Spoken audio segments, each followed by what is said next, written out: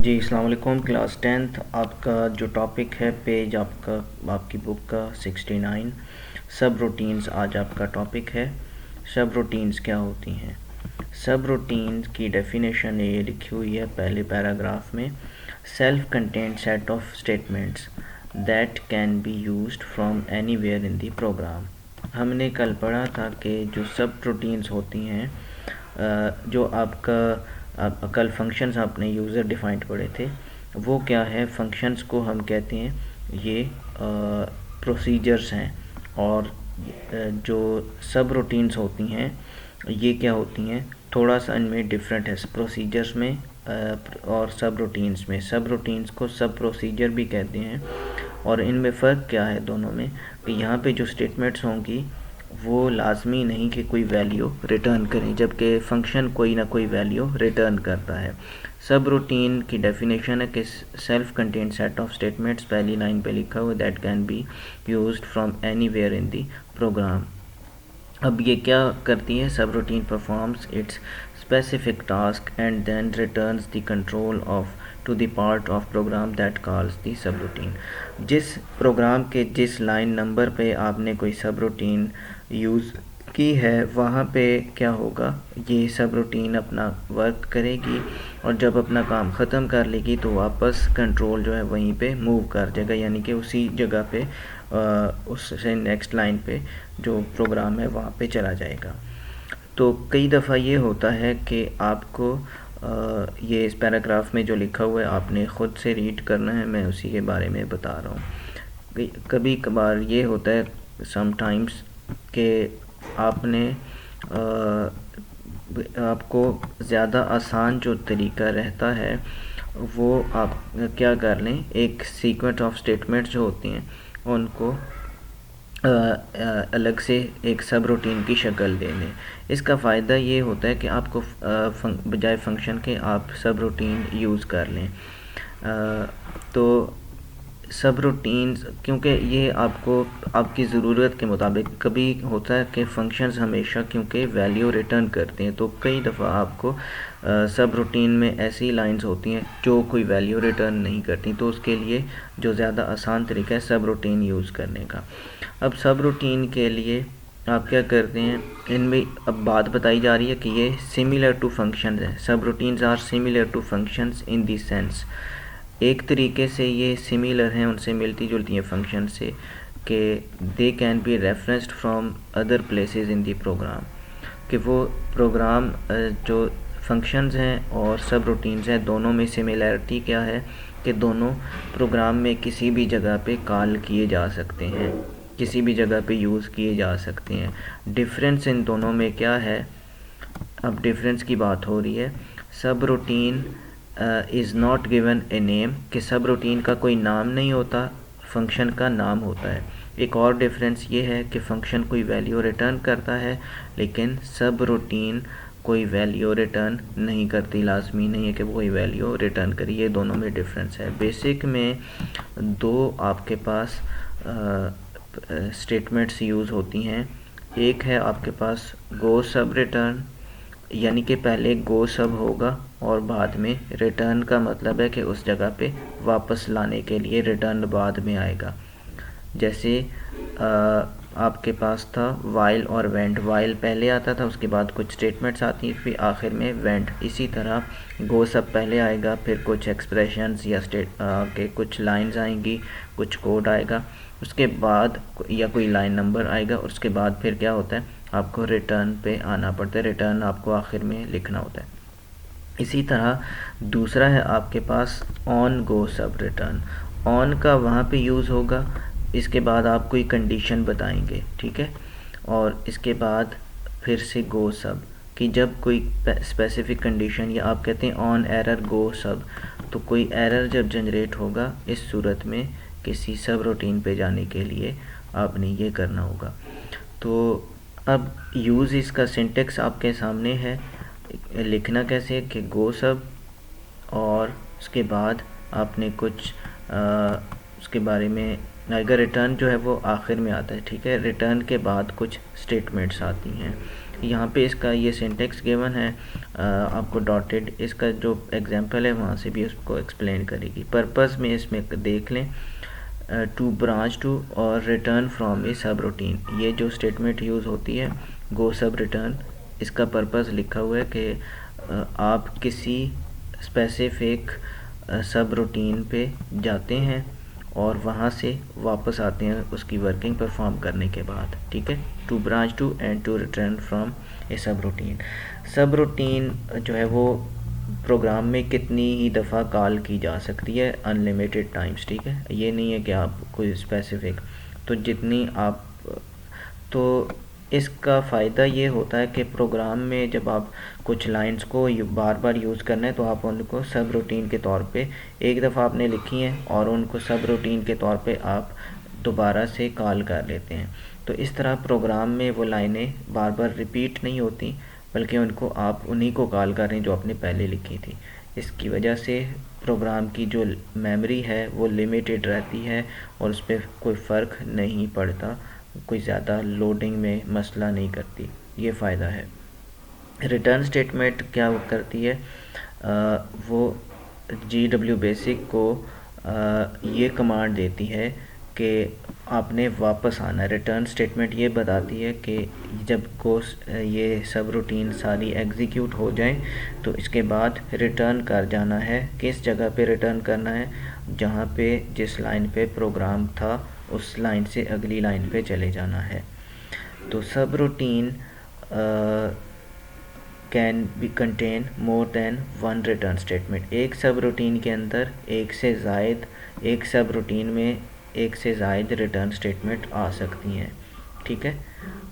ये आपकी लॉजिक पे डिपेंड करता है कि आप किस तरह से इनको यूज़ करते हो, और वहाँ पे रिटर्न स्टेटमेंट हो सकता है आपने जो लाइंस लिखी हुई उनके अंदर भी एक रिटर्न स्टेटमेंट हो, और जो आपने जब उनको कॉल किया उसके बाद एक रिटर्न स्टेटमेंट हो, तो ये आपकी लॉजिक पे डिपेंड करता है। अब बात लिखी हुई है कि जब आपके सामने सब रूटीन्स आती हैं प्रोग्राम में, किसी भी जगह पे आ सकती हैं, तो लेकिन जो आपको जो चीज़ बाकी प्रोग्राम से अलग करनी है, और वो क्या है कि आपने इनको डिफ़ाइन ही ऐसे करना होता है इस अंदाज से कि ये बाकियों से अलग रखें, ठीक है। ये बात यहाँ पे बताई गई है कि यानी कि प्रोग्राम के बाकी हिस्से में और सब रूटीन्स में डिफरेंस होना चाहिए। इनको अलग करने के लिए फिर आपको लॉजिक जो है वो ऐसी बनानी पड़ेगी कि आपको बाकी प्रोग्राम से ये, उसमें आपने फिर रिमार्क स्टेटमेंट के ज़रिए आप बता भी सकते हैं कि यहाँ पे ये सब रूटीन है, ठीक है।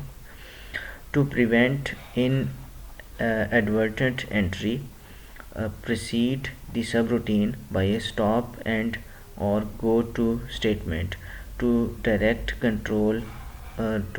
program control around the subroutine। कहते हैं कि अब इन तरीक़ों से बचने के लिए कि आपका जो सब रूटीन है वो ख़त्म हो जाए, तो उसको रोकना भी तो होता है ना। कभी हो सकता है कि वो अपना काम ख़त्म ना करे और बार बार वही चलती रहे या कोई, तो इस चीज़ को काउंटर करने के लिए आप क्या करते हैं, स्टॉप या एंड स्टेटमेंट यूज़ करेंगे या गो टू स्टेटमेंट यूज़ करेंगे, ताकि आप प्रोग्राम के उस लाइन पे वापस आ जाएं जहां से आपने सब रूटीन जो है वो कॉल की थी। इसका सिंटेक्स अब आपके सामने है। ऊपर जो लिखा हुआ था वो एग्जैक्ट इस तरीके से नहीं लिखा हुआ था, यहाँ से आपको ज़्यादा अंडरस्टैंड होगा। तो ये लिखा इस तरह से जाता है, लाइन नंबर फॉर एग्जांपल 10 है, वहाँ पे गो सब आया, गो सब के वर्ड के बाद ये कीवर्ड है, इसके बाद आपने लाइन नंबर लिखना होता है। ये वो लाइन नंबर होता है जहाँ से आपकी सब रूटीन स्टार्ट होती है, ठीक है। फॉर एग्ज़ाम्पल ये लाइन नंबर 20 से है, आपने लाइन नंबर 50 पे आके लाइन नंबर 20 को कॉल किया गो सब लिख के, और वो एग्जीक्यूट करेगा। लाइन नंबर फिर आ गए आप, यहाँ पे अगली लाइन नंबर आ गई। फॉर एग्ज़ाम्पल गो सब को जब कॉल करेंगे वो लाइन नंबर 50 पे किया, 60 पे आप लिख देते हैं लाइन नंबर 60 पे रिटर्न, और उसके बाद लाइन नंबर, ये लाइन नंबर होगा कि इस लाइन नंबर पे आपने वापस आना है, ठीक है। जो लाइन नंबर आप रिटर्न के बाद बताएंगे, वापस प्रोग्राम जो है वो कंट्रोल इस जगह पे वापस आएगा। इसकी एग्जांपल भी अभी हम देखते हैं। लाइन नंबर बताता है कि स्टार्ट लाइन नंबर ऑफ सब रूटीन एंड ऑप्शनल। यहाँ पे ये वाला ऑप्शनल है, ये जो रिटर्न के बाद है ये लाजमी नहीं है। अगर आप लिखेंगे तो ये आपके लॉजिक पे डिपेंड करता है। फिर एग्जांपल के तौर पे देखें लाइन नंबर 10 पे गो सब, ये आपने ख़ुद एग्जांपल जो है वो GW बेसिक स्क्रीन पे करनी है, ये मैं आपके लिए छोड़ूंगा, जस्ट मैं आपको यहाँ से समझा रहा हूँ। गो सब के बाद आपको जो लाइन नंबर 40 बताया गया है, इसका मतलब ये है कि लाइन नंबर 10 पे आपने सब रूटीन को कॉल किया तो ये क्या करेगी, अब ये लाइन नंबर 20 एग्जीक्यूट नहीं होगी बल्कि लाइन नंबर 40 पे चला जाएगा। पहले लाइन नंबर 40 पे चला जाएगा, इनको स्किप कर देगा क्योंकि आपने लाइन नंबर 40 को कॉल कर लिया है। इसके बाद लाइन नंबर 20 और 30 जो है वो इधर ही रहेंगी, अब वो तब तक एग्जीक्यूट नहीं होंगी जब तक आप रिटर्न नहीं करते। तो फिर ये 40 से ऑनवर्ड्स ये तमाम लाइंस जब सब रूटीन और इसके बाद प्रिंट करेगा लाइन नंबर 50 नंबर 60, ये सब रूटीन इन प्रोग्रेस, ये आपके सामने ये वाली लाइन जो है, जब आपने लाइन नंबर 1 पे लिखा सब गो सब लाइन नंबर 40, वो कंट्रोल जो है लाइन नंबर 10 पे इधर आ जाएगा, 10 से डायरेक्ट 40 पे जंप कर जाएगा, 40 50 60, जब तक इनको रिटर्न स्टेटमेंट नहीं मिलता तब तक। अगर ये 80 पे जाके आता तो 80 तक जितनी लाइंस थी वो सारी एग्जीक्यूट करता रहता। तो 10 के बाद 20 और 30 को छोड़ के 40 पे आ गया, 50 60, फिर आगे उसको 70 पे, फिर ये तीन चीज़ें आपके पास ये वाली इनके ये आपके सामने प्रिंट हो गई हैं, सब रूटीन इन प्रोग्रेस। ये करने के बाद लाइन नंबर 70 पे जब आया तो उसको नज़र आया रिटर्न। अब ये रिटर्न बताएगा कि वापस चले जाओ कहाँ पे, लाइन नंबर 10 के बाद कौन सी लाइन है, लाइन नंबर 20। तो इधर से आपने यहाँ से 40 पे चले गए थे ना, 70 पे जाके रिटर्न आया, तो अब इसके बाद लाइन नंबर 20 एग्जीक्यूट होगी। रिटर्न जब जहाँ पे रिटर्न मिलेगा 70 पे रिटर्न आया और रिटर्न के बाद ये वाली लाइन आ गई। अब इसके बाद क्या होगा, आपने लाइन नंबर 20 पे जो लिखा है बैक फ्रॉम सब रूटीन, वो आपको लिख के बताया गया कि अब सब रूटीन से वापस यहाँ पे आ गया है, ये प्रिंट होगा।